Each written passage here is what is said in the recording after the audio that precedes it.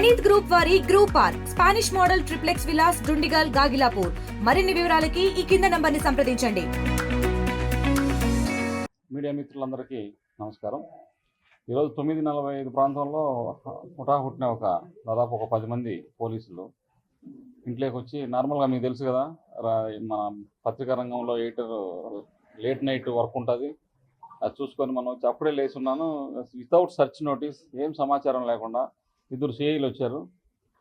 తర్వాత ఒక డిఎస్పీ వచ్చి, వెంటనే డిఎస్పీ అయితే మరింత దురుసుగా నోటీస్ అడుగుతుంటే కూడా వెళ్ళి సెర్చ్ చేయండి అనే దుర్మార్గమైన వ్యవహార శైలితో చేశారు. ఈరోజు ఒక పత్రికా ఎడిటర్కి దేశంలో బహుశా ఏ పత్రికా ఎడిటర్ ఇంటికి కూడా ఇలా వచ్చి ఇలా కనీసం సెర్చ్ నోటీసులు ఇవ్వకుండా ఇలా బెదిరింపు ధోరణితో చేయడం అనేది ఎక్కడా చూసున్నాం.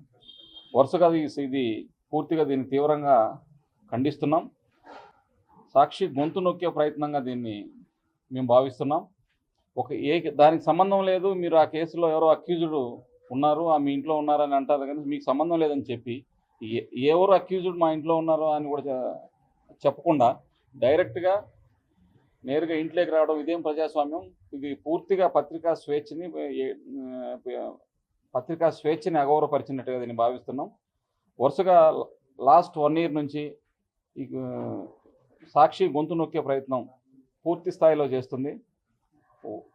వాళ్ళు ఇచ్చినటువంటి హామీలు అయితేనే, పబ్లిక్ ఇష్యూస్కి సంబంధించి రెగ్యులర్గా సాక్షి ప్రజల గొంతుకై నిలుస్తుందన్నటువంటి భావనతో సాక్షి గొంతు నొక్కాలని ఇలా లేని వాటిల్లో ఒక భయాందోళన క్రియేట్ చేయడానికి చేస్తున్న చర్య తప్ప దీంట్లో ఏ ఆధారాలు లేకపోయినా డైరెక్ట్గా ఇంటికి వచ్చి ఇలా చేసి, ఆధారాలు లేవు, పలానా అక్యూజర్ ఉన్నారు, ఏ అక్యూజరో చెప్పకుండా ఇలా చేస్తున్నాం మాత్రం దారుణం, తీవ్రంగా ఖండిస్తున్నాం.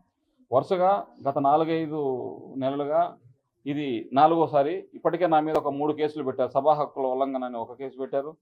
తర్వాత తెలంగాణలో ఒకలా రిపోర్ట్ అయింది, ఇక్కడ ఒక రిపోర్ట్ అయింది. మీ అందరికీ తెలుసు, ఏ రిపోర్టర్ అయినా తనకున్న సోర్స్ ప్రకారం రాస్తాడు. ఒక రిపోర్టర్ ఒకలా రాస్తాడు, ఇంకో రిపోర్టర్ ఇంకొకన్న సోర్స్ లిమిటేషన్స్ బట్టి రాస్తాడు. దాన్ని కూడా కంప్లైంట్ చేయడం, ఆ కంప్లైంట్ తీసుకొని వాళ్ళు ఎఫ్ఐఆర్ రిజిస్టర్ చేయడం హైకోర్టులో అది పెండింగ్ ఉంది. సో సభా హక్కుల ఉల్లంఘనకు సంబంధించి ఒక వార్త వస్తే దాని మీద కూడా వివేదించే కార్యక్రమం చేస్తున్నారు. ఇంకోటి, ప్రాసిక్యూషన్కి ఇలా ఒకదాని వెనుక ఒకటి సాక్షి గొంతు నొక్కే ప్రయత్నం చేస్తున్నారు తప్ప ఈ కేసులో ఎలాంటి వాస్తవం లేదు. ఇది అయితే మరింత దారుణం. ఈ సంబంధం లేదని వాళ్ళే అంటారు, ఎందుకు వచ్చారో అడిగితే చెప్పరు, ఎవరో మీ ఇంట్లో ఉన్నారని అంటారు. అలా ఏకపక్షంగా వచ్చి ఎటువంటి సమాచారం లేకుండా ఇలా చేయడం ఇది దారుణం. దీన్ని ప్రెస్ కౌన్సిల్ దృష్టికి తీసుకెళ్తాం, అవసరమైతే న్యాయస్థానంలో పోరాడతాం. దేశవ్యాప్తంగా ఈ పత్రికావాదులు, ప్రజాస్వామ్యవాదులు, సంఘాలు ఇదంతా తీవ్రంగా ఖండించాలి. ఇలాంటి సంప్రదాయం ఎప్పుడు కూడా పత్రికా రంగంలో ఒక ఎడిటర్ ఇంటికి వెళ్ళి ఇలా సోదాలు చేయడం అనేది మనం ఎక్కడా చూసున్నాం. దీన్ని తీవ్రంగా ఖండిస్తున్నాం. సంబంధం లేదు, మీకు వాళ్ళకి ఏం సంబంధం లేదు, ఎవరో మీ ఇంట్లో ఉన్నారని మాకు సమాచారం వచ్చింది అని అంటే, వాళ్ళు ఇక్కడ ఎందుకు ఉంటారా, నా ఇంట్లో ఎందుకు ఉంటారు, అందులో విజయవాడలో ఉంటారా, లిక్కర్ కేసుకు సంబంధించిన వాళ్ళు ఇక్కడ ఈ ఇంట్లో ఉంటారా అని అంటే వాళ్ళు చెప్తారు ఏదో ఒక మొరేల్ దెబ్బతీయడానికి చెప్పి సంబంధించింది తప్ప ఏం మెరిట్స్ లేకుండా చేయడం. ఏం సన్నిహిత సంబంధాలు ఉంటాయి? సన్నిహిత సంబంధాలు అసలు ఉండవు కదా. అసలు ఎవరో అక్యూజర్ ఉన్నారంటే దానికి మనకు సంబంధం లేదు కదా. ఆ విషయం వాళ్ళే చెప్తున్నారు, ఎవరో ఉండొచ్చు అనేటువంటి ఒక అపోహ. యాక్చువల్గా వాళ్ళు ఏంటంటే ఇంటెన్షనల్గా ఒక మొరేల్ దెబ్బతీయడానికి చేస్తున్నటువంటి చర్యలాగా అనిపించింది. వాళ్ళకు కూడా తెలుసు, ఆ కామన్ సెన్స్ ఇక్కడ ఉండరని తెలుసు. ఎవరైనా ఉంటే వాళ్ళు కావాల్సిన వాళ్ళు ఇక్కడ విజయవాడలో ఈ ప్రాంతంలో ఎందుకు ఉంటారు? మినిమం కామన్ సెన్స్ కదా, మనకున్న కామన్ సెన్స్ కూడా ఉంటుంది కదా.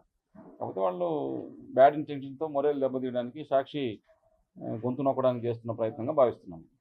Thank you. మరిన్ని వీడియోస్ కోసం ఛానల్ ని సబ్స్క్రైబ్ చేయండి. లేటెస్ట్ అప్డేట్స్ కోసం వాట్సాప్ ఛానల్ ని ఫాలో అవ్వండి. ఆ లింక్ డిస్క్రిప్షన్ లో ఉంది.